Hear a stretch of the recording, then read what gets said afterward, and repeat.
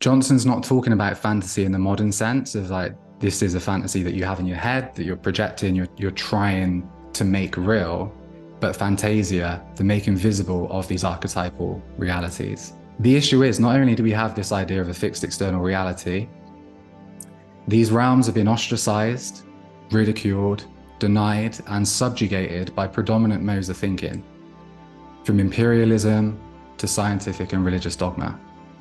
You just have to look at the way that Christianity has been forced on indigenous cultures all across the globe.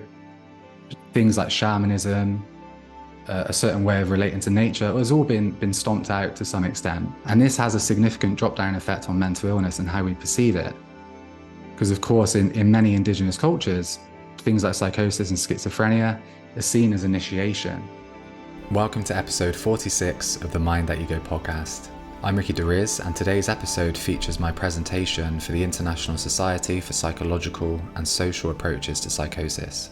The talk, given in October 2023, was originally titled Metanoia: How Psychosis and Paranoia Ignited My Spiritual Awakening. I completely rewrote the talk a few days before, following a lightning bolt of creative energy that surfaced a structure I'd not previously made conscious. I called this the Psychotics Twofold Call to Adventure. It's my attempt to contextualize and integrate experiences of paranoia and psychosis across a 12-year period. I suggest a twofold path of cultivating awareness and creating coherence, to re-relate to psychological content and to understand the language of the soul. Metanoia means spiritual conversion, or the change of mind and heart. I suggest that psychosis, as a process of metanoia, has the potential to be a pathway to what R.D Laing calls true sanity, whereby the ego is in service to the divine and no longer its betrayer. The stages cover the unconscious tsunami and collapse into chaos, answering the inward call and the ego's surrender, finding the inner sanctum, the world as meditation, divine emergence, initiation, and individuation, before closing with a note on how this relates to humanity's current crises. Just a reminder before we jump into the conversation to please like, rate, subscribe and share to help more people access the podcast. Enjoy. This talk, although it will appear intellectual, I'd like you to be really tuned in to your body, to your gut feeling, to your intuition, as we explore this topic in honor of truth, courage, resilience. And just taking a few deep breaths.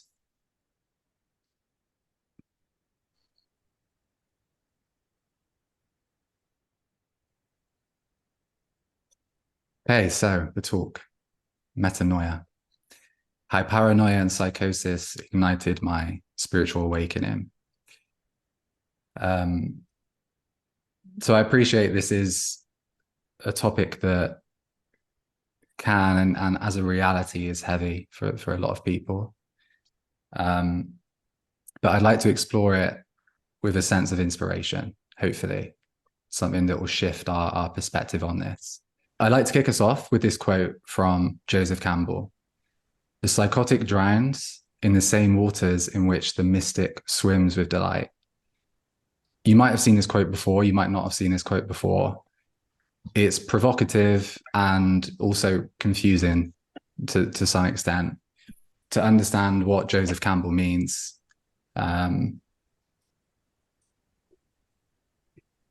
With that quote. On the subject of being provocative, I'd like to jump in with the small topic of reality and the nature of reality and the problem with what we call reality. If psychosis in its very definition is a break from reality, how is reality defined? And that's really what I'm going to explore in this talk. I'm going to explore what reality is in terms of its definitions and its concepts, and why that's really important for the way that we frame mental illness and psychosis.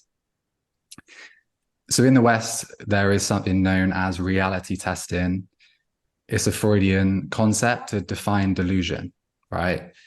You are deluded to the extent that you don't reality test. You fail the test, essentially, which is well-natured and it's good, obviously, to have some kind of understanding of what delusion is and what reality is.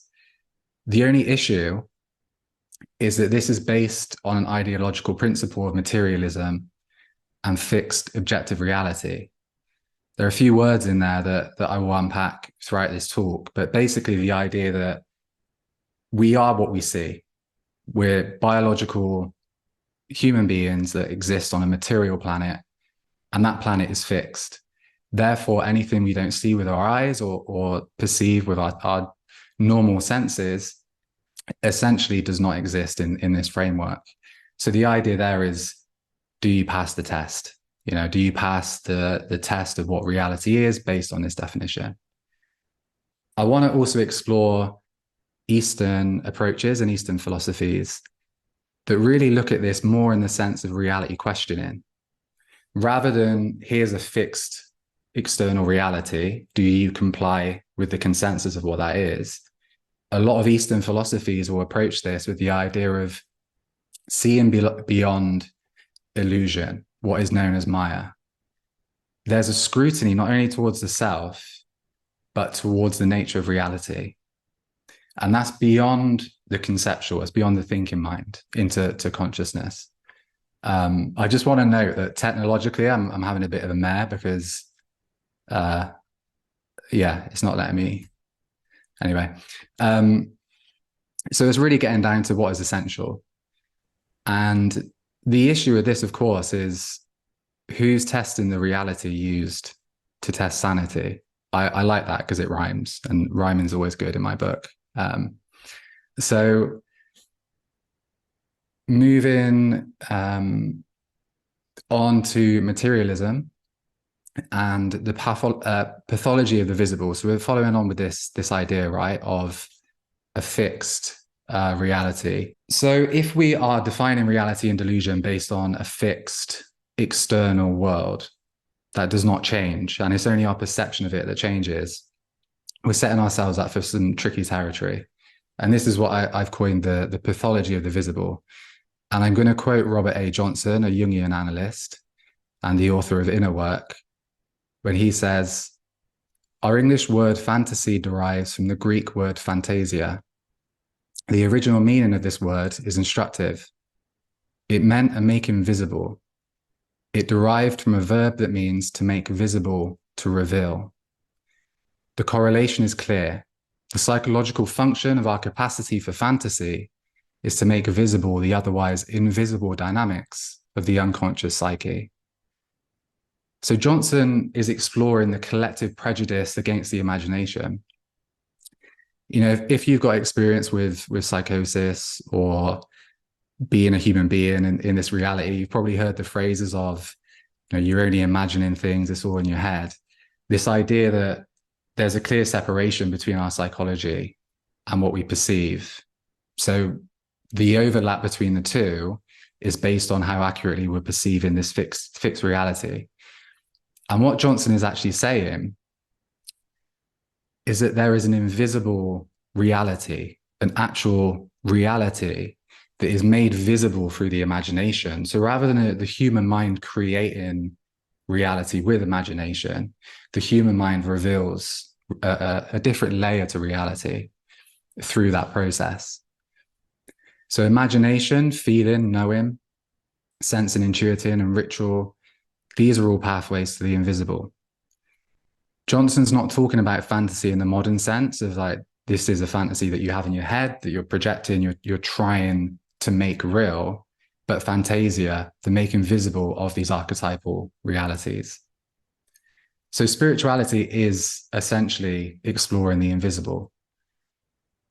The issue is, not only do we have this idea of a fixed external reality, these realms have been ostracized, ridiculed, denied, and subjugated by predominant modes of thinking, from imperialism to scientific and religious dogma. You just have to look at the way that Christianity has been forced on indigenous cultures all across the globe. Things like shamanism, a certain way of relating to nature, has all been stomped out to some extent. And this has a significant drop-down effect on mental illness and how we perceive it.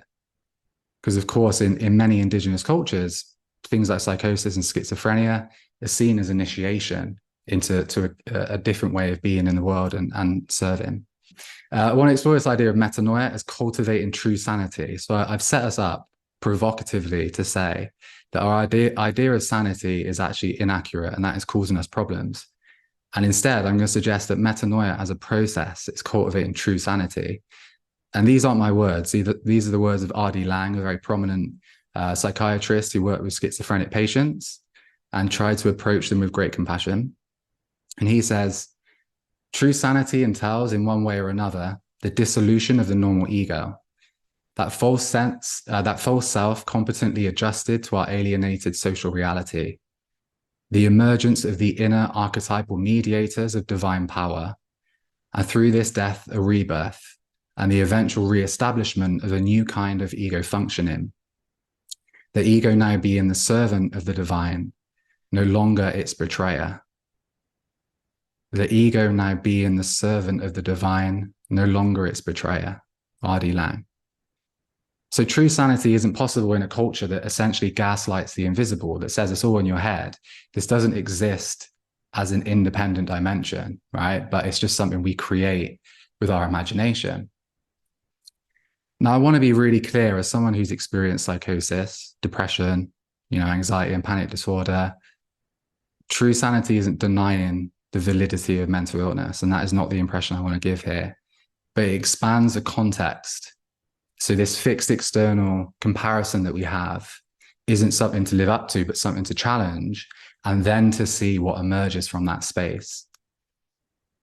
Metanoia is a painful process of reorienting to a spiritual center. It's provoked spontaneously or through psychedelics or spiritual practice. There's an initial chaos or disorientation, which is extreme isolation in many respects. And this is the definition of the psychotic drowning in the waters. It requires an inquiry into the nature of the self, reality, and their relationship. So the interdependence of them. It's the process of making the invisible visible and harmonizing inner and outer worlds. And it's a process of opening to the great mystery. We live in a culture that loves to know. We know everything, trust the science, follow exactly what we can see, what we understand. But metanoia is opening to the great mystery and accepting there's a lot that we don't know and don't understand. This is the ultimate hero or heroine's journey of integration, courage, resilience, and dedication to truth. So metanoia can be defined as a spiritual conversion or a change of mind and heart, something that moves through you that radically transforms your beliefs, your emotional landscape, your perspective, and the way that you see the world. And this is my journey of learning how to swim in invisible waters, which we're going to jump into now. So that journey begins with the unconscious tsunami. What do I mean by that? I'm using the terminology from Carl Jung. So Carl Jung's description of the vast nature of the psyche that exists outside of conscious awareness. So you might think of ego consciousness, the light of our consciousness like the sun, and the unconscious as the rest of the cosmos that is potentially in the darkness, or at least the solar system we might think of in that way.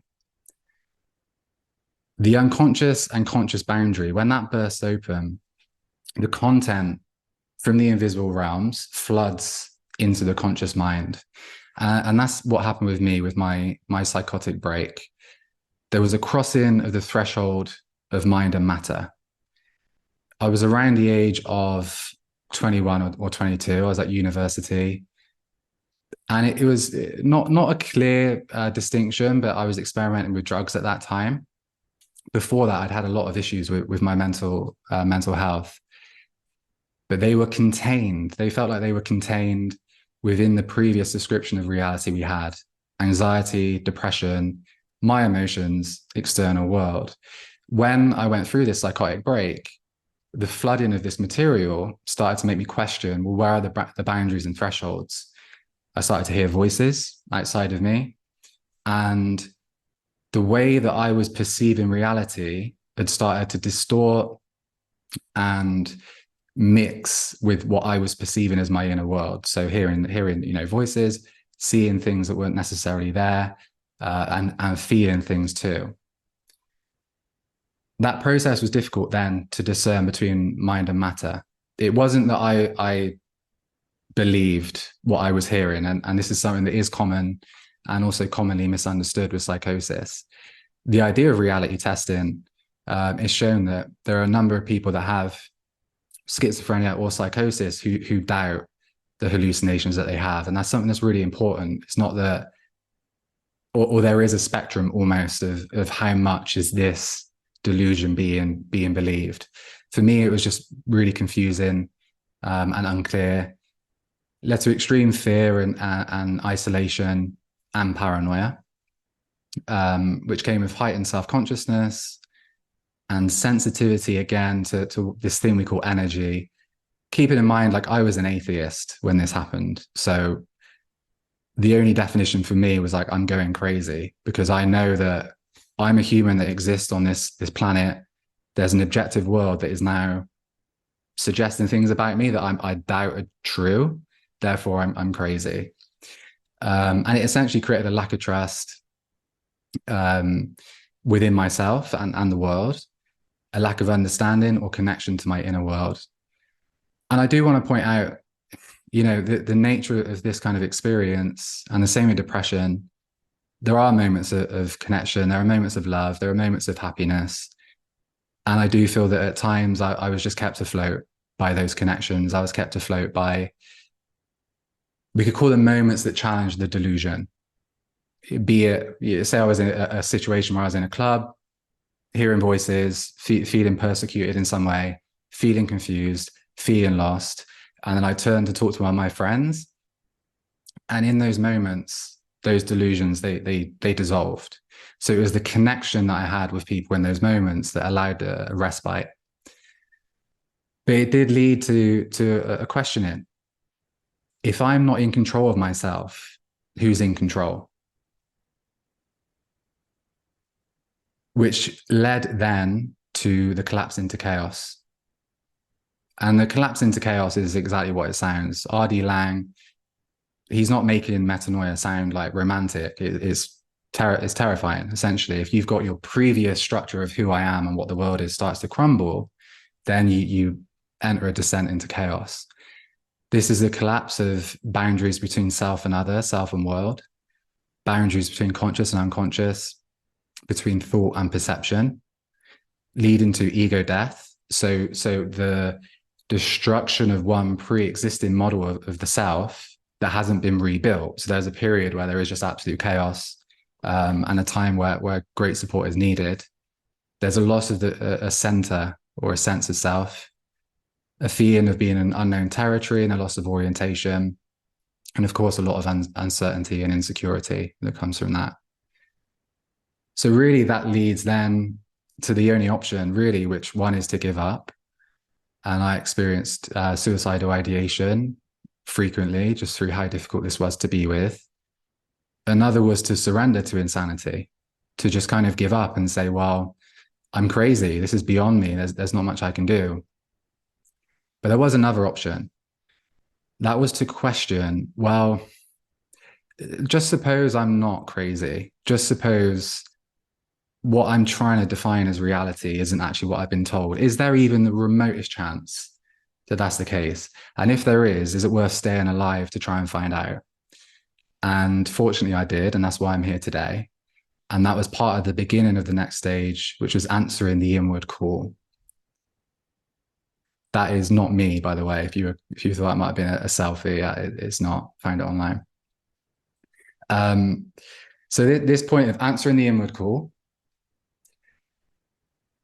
leads to what I'm calling here the ego's noble surrender.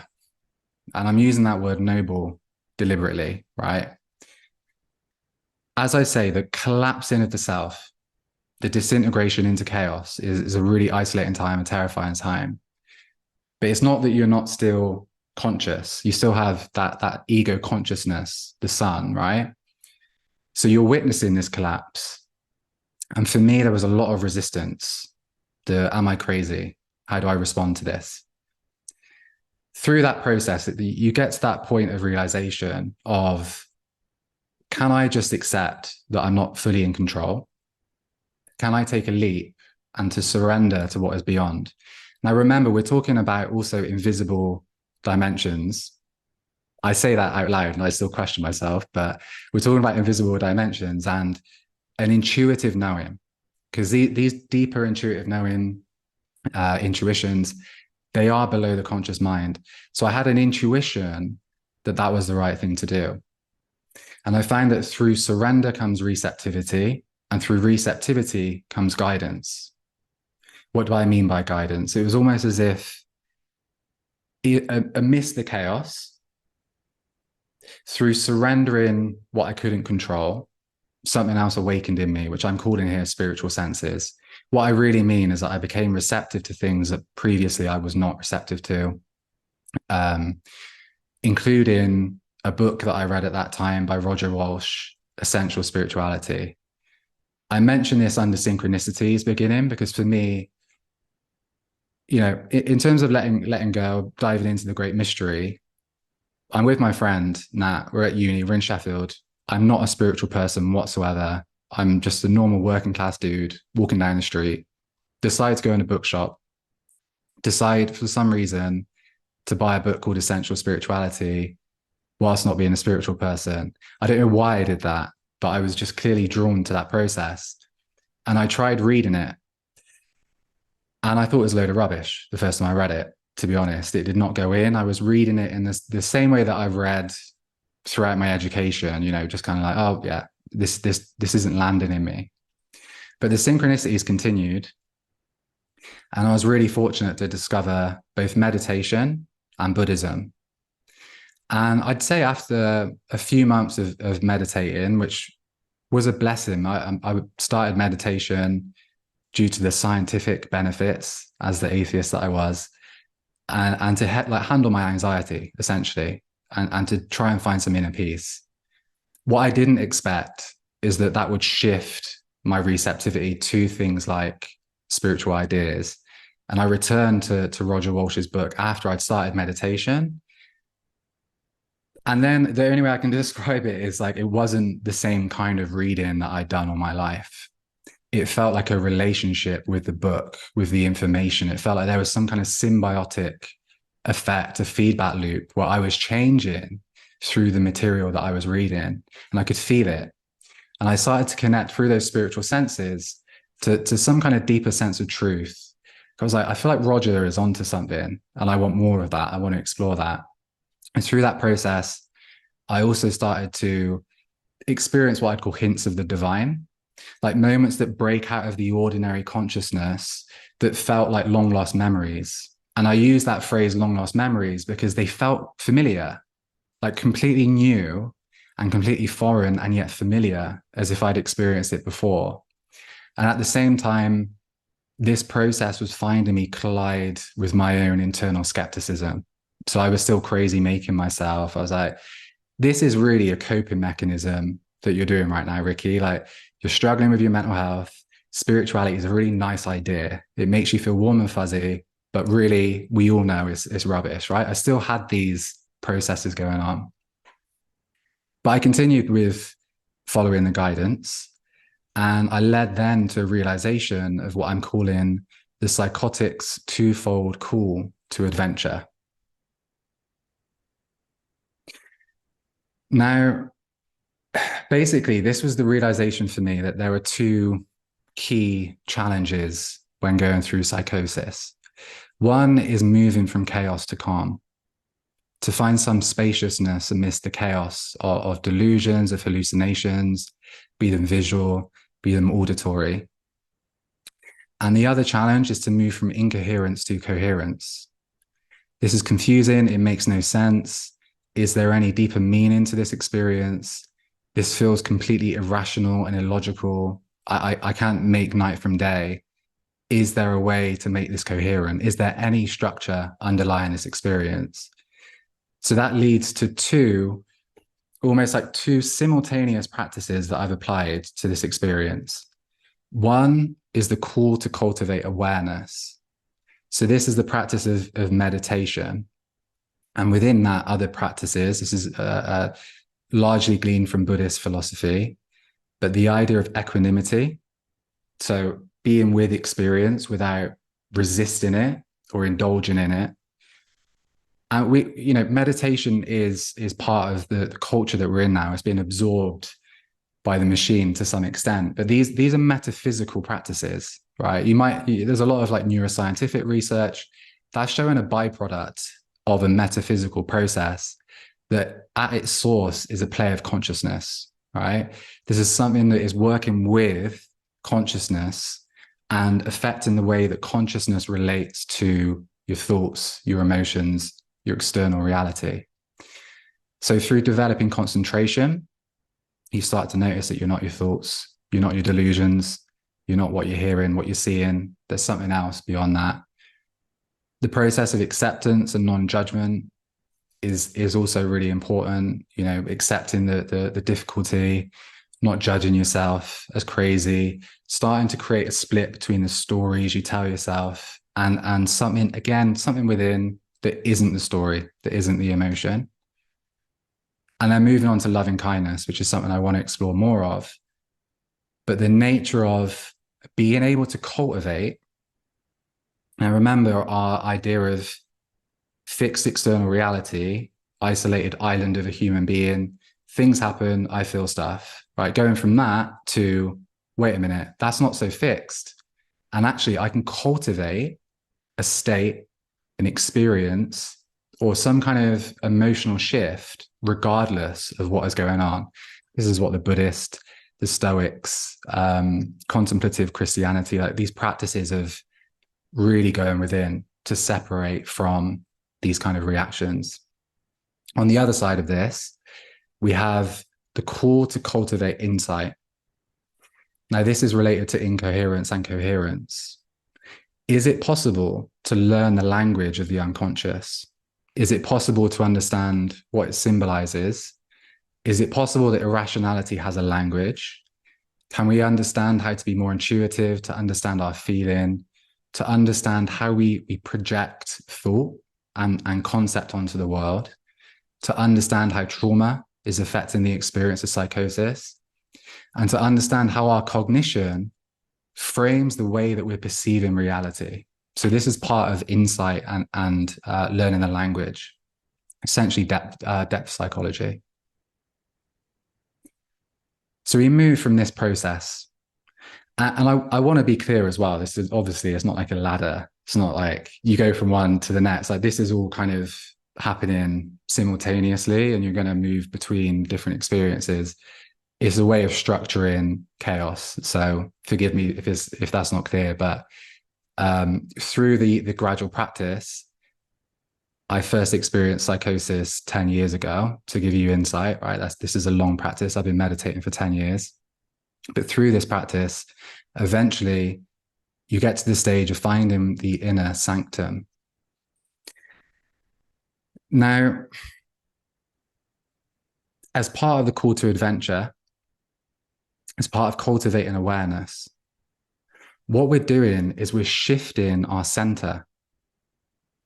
Now, if you imagine the ego consciousness, right? And you're like, I am what I see, I am what I think, then you can be pulled in many different directions based on what you're experiencing.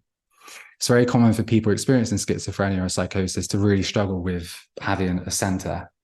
That's something I really struggled with, especially being in like groups of people. I would feel like, where am I in the chaos? And I'd really struggle to separate myself from what was going on. And I knew through meditation that it wasn't going to help to try and create a center that was fixed, that I had to find another kind of center. And that's essentially what meditation does. Here's a quote from Buddhist teacher Pema Chodron. Only to the extent that we expose ourselves over and over to annihilation, can that which is indestructible in us be found. I'm mixing metaphors, right? Because I like the quote from Joseph Campbell, but I did use the word ignited. I used the word ignited because this is not, this is a process that is incredibly difficult, and this is what Pima is pointing to, right? Exposing ourselves to annihilation.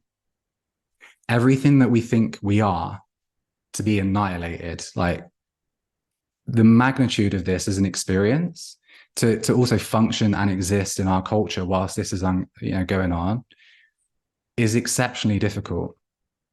And part of the reason I'm here and talking about this is because many people don't make it through that. And I want that to change, in whatever way we can change that. But through meditation, through finding a different center, we start to find new ground. We shift identification from thoughts, emotions, and sensations and imagination. That's important. We'll return to that. To awareness. Awareness, pure consciousness, however you want to define it, that's the water that Joseph Campbell was talking about when he says that the mystics are able to swim, right? It is awareness. It's beyond what we might call content. It's the space within which thought arises. It's the space within which sensation arises. Through the process of finding a new center, you increase your capacity to hold experience. I like hold as a description because, again, like annihilation, that's an incredibly difficult thing to be with. To be, and one way I could describe it with paranoia, it can feel like being in blistering sunlight, like the sense, the sensory feeling of that. So to be able to hold yourself in that is difficult, but you can increase your capacity through meditation, through the cultivation of stillness, spaciousness, and tranquility. That is the inner sanctum. These practices also create a feedback loop, allowing a clearer channel of information and understanding. So if through starting to acceptance and commitment therapy talk about fusion and diffusion, right? So through diffusing from thought and emotion, there's then a feedback loop where there's more clarity to see it as it is without getting caught up in the chaos of that. And this, of course, leads to another question. If I'm not the ego, who am I?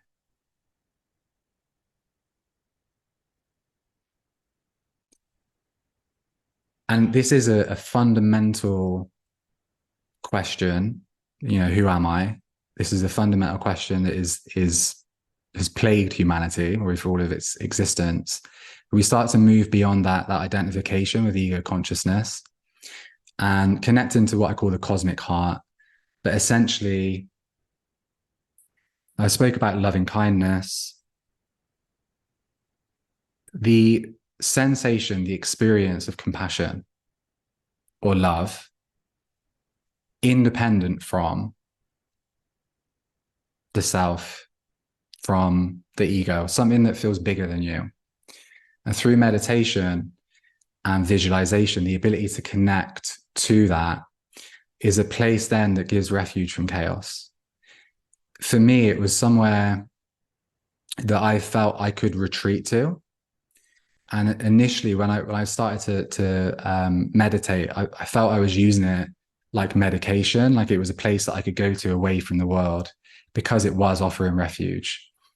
It became a place to take the pain, to take the confusion, the scenarios, the uncertainty, to just get on the mat, sit with it, and find something bigger than it. And that was a really important part of the process, to cultivate compassion and love and acceptance that was bigger than what I was experiencing, essentially. And this experience can be seen as like a warmth, essentially, to thaw the ice of hurt and trauma around the heart.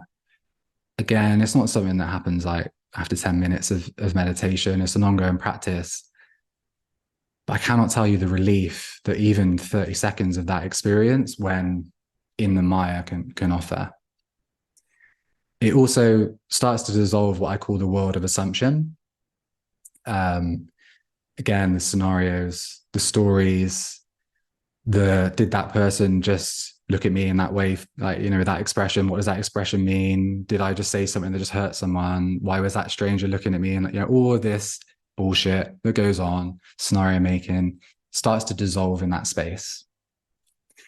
And through that, there's a bridging then between belonging and othering, and like really feeling very distinctly separate, but starting to notice that there's something within that extends beyond that feeling of separation.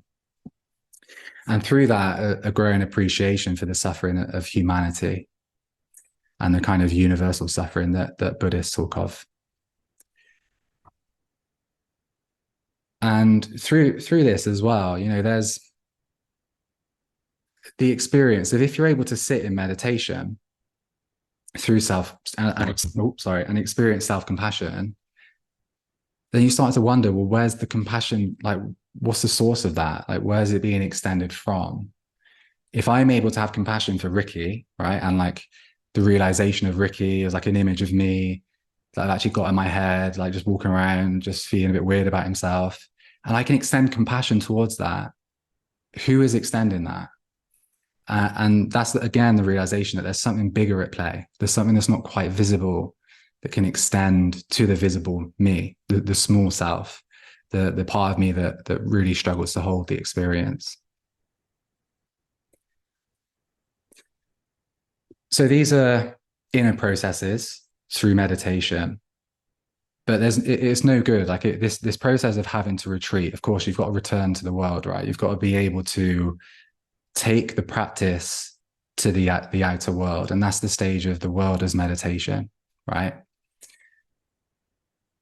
This is through the cultivation of these skills of equanimity and acceptance,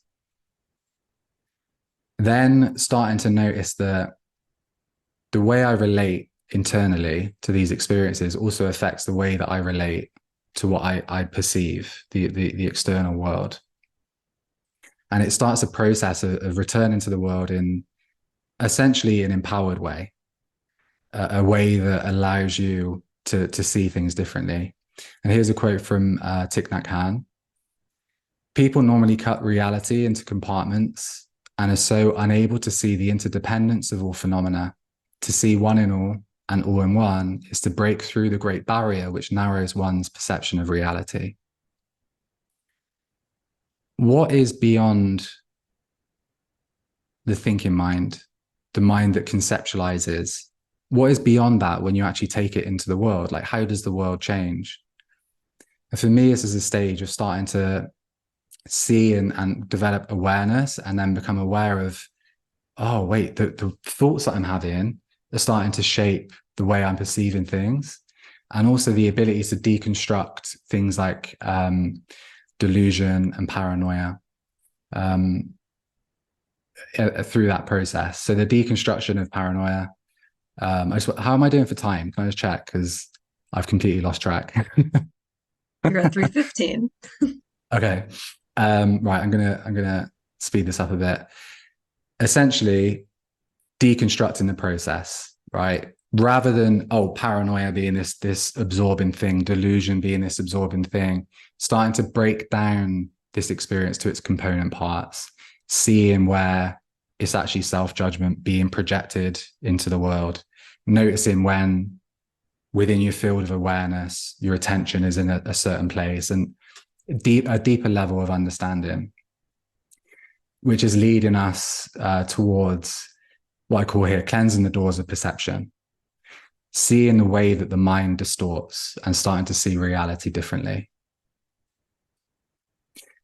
And that does require a leveling up of the practice.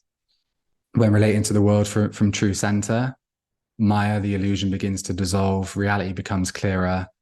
There is more harmony between mind and matter, and discernment becomes easier as well, with more space between the thinking mind and awareness. But new challenges do arise through that process. So with the so-called invisible now more pronounced than ever, there's also the potential for overwhelm.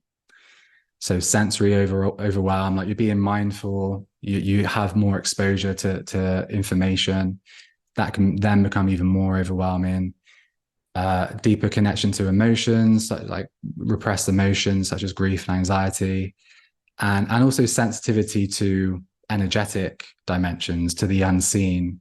A lot of people identify as empaths, for example. That can actually amplify through this process. The world's insanity also becomes more pronounced. You know, the clearer you see, the more you notice how much other people are projecting, how much people are operating from autopilot, from fear, and things like that. And the sense of presence can amplify or resurf latent paranoia. I'm going to return to this idea of judgmental omnipotence shortly. But it does ask for a leveling up of the practice, equanimity applied in live action.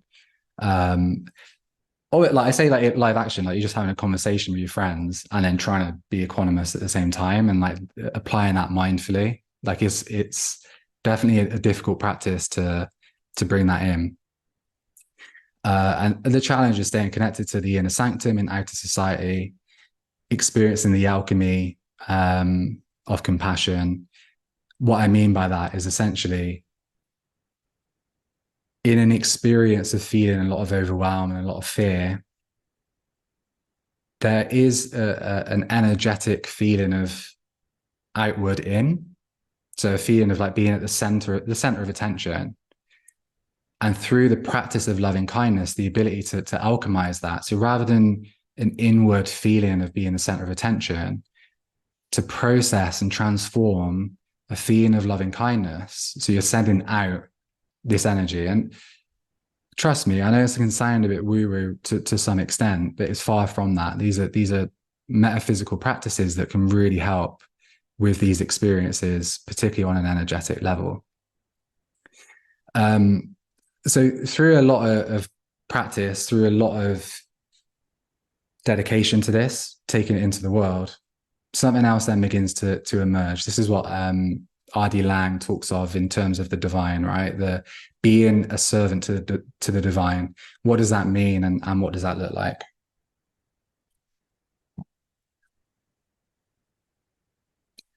So I'm going to introduce a quote from Marie-Louise von Franz from Man and His Symbols, and this is also a Jungian analyst.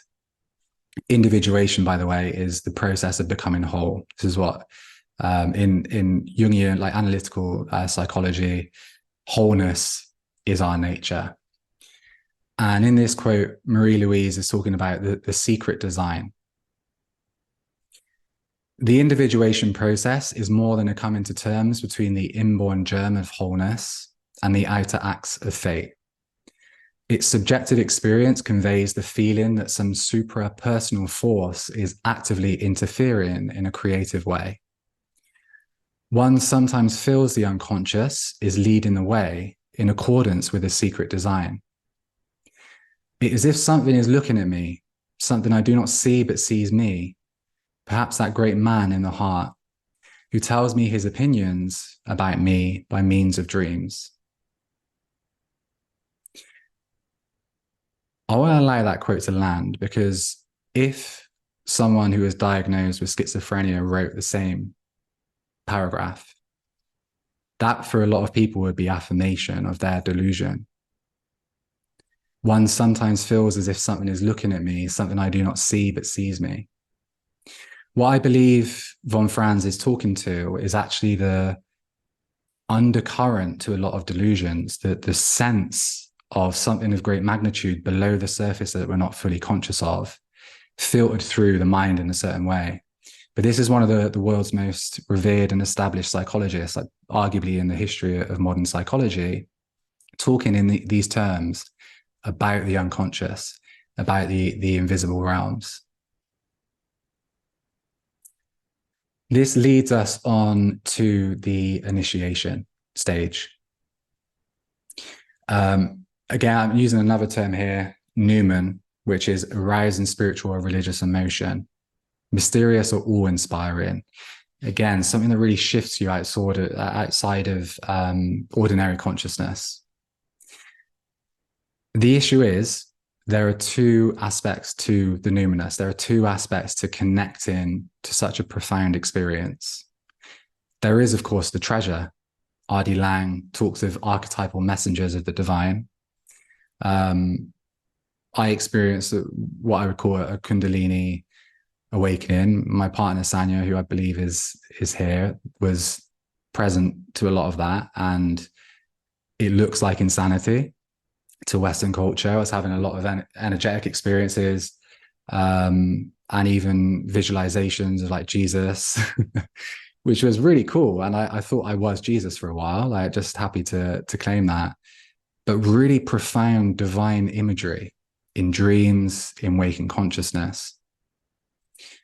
There's a sense of lucidity, and through the cleansing of the doors of perception, an experience of what I've called the kingdom of God, like this feeling of, I think I get it. I think I actually get what they're all talking about. This shift in perception where it feels like there's no separation between me and the world, and an aliveness to experience, like a feeling that life is everywhere, right? Everything is alive, and feeling that energy in the sky, in nature, and all around you. And as part of that, a connection to a profound sense of beauty and what might be called the sublime.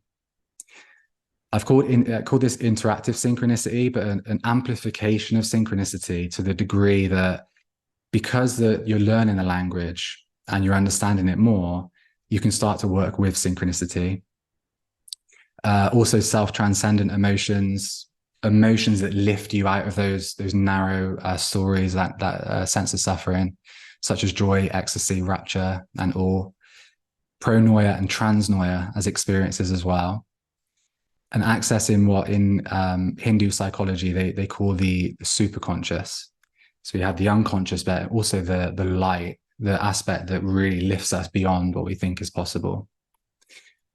The other side of this, the trap, is getting lost in the Numen, developing a messiah complex or megalomania, divine madness, like these new energies just completely taking you over, not wanting to return to what might feel like a really mundane world, unable to discern between the visible and the invisible, so actually prioritizing the inner experience beyond.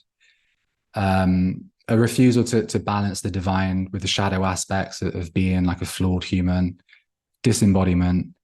I mentioned the Kundalini psychosis, and also spiritual bypassing. So kind of overlooking everyday problems through spiritual concepts or spiritual terminology. But then we find the opposite. This is the reconstruction of the self, having gone through chaos, having dissolved, been annihilated, and then returned. We start to move from chaos to order. And that's a revelation of invisible order and patternicity, what Plato called the theory of form, Jung called archetypes. The sense that the invisible is real, and it actually has its language, it has its own patterns. You might have heard of the golden ratio, the Fibonacci sequence, how nature reveals this in its own way. Well, the idea that those patterns in nature come from underlying patterns that are invisible. So rather than scenario making, stories that center around a small sense of self from fear, they're schema revealing. They reveal something more to nature through innate comprehension. And all of this essentially moves towards wholeness, more coherence between mind, heart, and nature, as well as what I call contrast experiences. So like the kingdom of God experience that doesn't last for a long time, but it gives something to ground into that is far beyond any previous understanding or previous conception of what is possible to experience. That leads to the ego's resurrection and relief that there's true center, and the ego can give it up to God. The ego doesn't have to take it all on. The only option then is to cling on to the melting glacier that we've fixed as reality or to embrace the ocean. And through embracing the ocean, we start to understand what Joseph Campbell means when he says, the goal of life is to make your heartbeat match the beat of the universe, to match your nature with nature. The emergent self that comes from the rubble, right, that comes from that annihilation of the ego, is something that will forever change your perception of self, your perception of the world. The experiences of the divine are something that will stay with anyone that has those kind of experiences. There's also a sense of integrating gifts from the what is known as the golden shadow. Like we hear about the shadow a lot, but our greatest gifts and potentials are also in that chaos. They're in the unconscious, and through this we can really bring forward a lot of qualities. Like I wasn't particularly philosophical before I had these experiences, and had an innate, going through this, just started to understand philosophy on a different level and like spirituality on a different level that felt like it wasn't learned. It was something that emerged, which took me by surprise, to be honest. My sense of humor didn't get any better though, which I'm not happy about.